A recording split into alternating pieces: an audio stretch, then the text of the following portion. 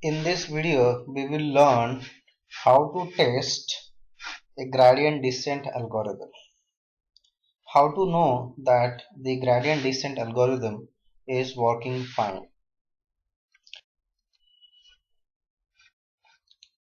Let me first remind you the equation for gradient descent. You can see on the screen theta j equal to, or it's assigned as theta j minus alpha partial derivative of the cost function. J is the cost function. Remember, I am using here theta j instead of beta j. You can use any name, of course. So for the parameter, in the previous video, I have been using beta.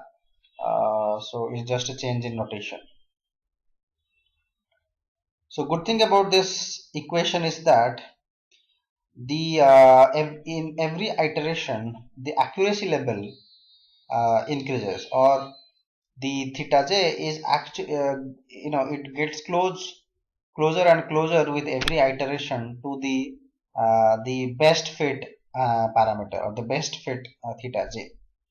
Okay, so and it approaches the convergence uh, in every iteration. It gets closer to the convergence limit, or the point where the convergence of theta will happen.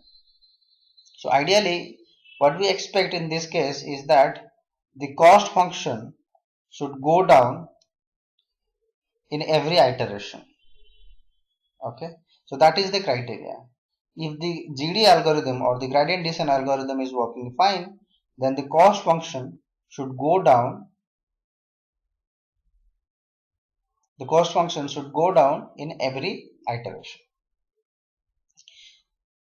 So what you do is that you check at a couple of points whether it's going down or not, and there will be a point where it's not going down anymore, it's parallel. So that is the point where the algorithm is converging.